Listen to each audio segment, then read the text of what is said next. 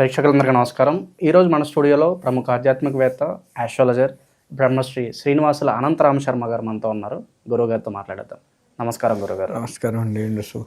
గురుగారు, మనకి సరస్వతి పుష్కరాలు రాబోతున్నాయి గురుగారు. క్రితం నెలల వరకు కూడా కుంభమేళ వెళ్ళారు చాలా వరకు జనాలు కూడా. సో పాపాలు దోషాలు ఏమన్నా ఉంటే అన్నీ పోతాయని భావనలో అక్కడికి వెళ్ళారు. ఇప్పుడు వెళ్ళలేని వారు మనం ఈ సరస్వతి పుష్కరాలను ఎలా ఉపయోగించుకోవాలి, ఎలాంటి కార్యక్రమాలు చేయాలి గురుగారు పుష్కరాల టైంలో?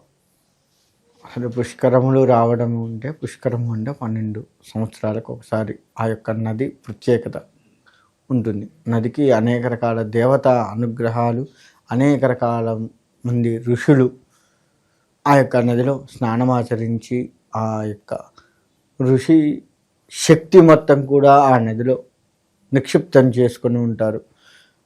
అంతేకాక దేవతలు కూడా ఆ యొక్క నదికి అనేక రకాల వరాలు ఇస్తూ ఉంటారు. అటువంటి నదిలో మనము స్నానమాచరించిన, పిండ ప్రధానాది కార్యక్రమాలు చేసుకున్న, అటు ఋషి అనుగ్రహము అటు దేవతా అనుగ్రహము రెండు కూడా మనకు చేకూరుతాయి. ఇప్పుడు మనకి సరస్వతి పుష్కరాలు వస్తున్నాయి కాబట్టి సరస్వతీదేవి జ్ఞానానికి ప్రతీక, చదువుల తల్లి అని కూడా చెప్తూ ఉన్నాం. మన పిల్లల్ని అటువంటి సరస్వతి నది దగ్గరికి తీసుకెళ్ళి సంకల్పయుక్తముగా స్నానము చేయించి, మనము మామూలుగా స్నానం చేయాలన్నా సంకల్పం ఉంటుంది. అటువంటిది నదుల్లో ఒక పుష్కరాలు లేకపోయినా సరే నదీ స్నానం చేయాలి అన్న సంకల్పంతో చేయాలి. అది మనకు పద్ధతి. మనం అది చేయట్లేదు. కాకపోతే పుష్కరాల్లో అయితే చేస్తూ ఉన్నాము. దాన్నన్నా కాపాడుకుంటూ ఉంటే మంచిది.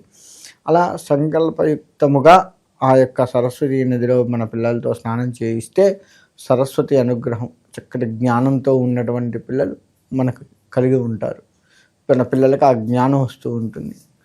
మరి ఇక పిండ ప్రదానాలు ఇటువంటివి కూడా చేయొచ్చు. ఎందుకు పిండ ప్రదానాలు చేయాలి అంటే, పితృదోషాలు ఏవైనా ఉంటే మన పూర్వీకులు వారి పూర్వీకులకి సరిగ్గా ఏదైనా పిండ ప్రదానాది కార్యక్రమాలు గతించిన తర్వాత చేయవలసిన కార్యక్రమాలు చేయకపోతే ఆ యొక్క పాపము వంశాన్ని అంటుకొని ఉంటుంది.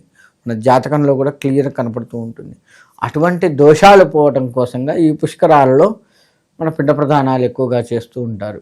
వారి ఆత్మశాంతికి, అంతగా స్నేహితులకు, వీళ్ళకి కూడా మనం పిండాలు పెడుతూ ఉంటాం. గురువులకి, స్నేహితులకి, గతించిన ప్రతి వారికి కూడా ఖచ్చితంగా పిండ ప్రదానం చేస్తూ ఉంటాం.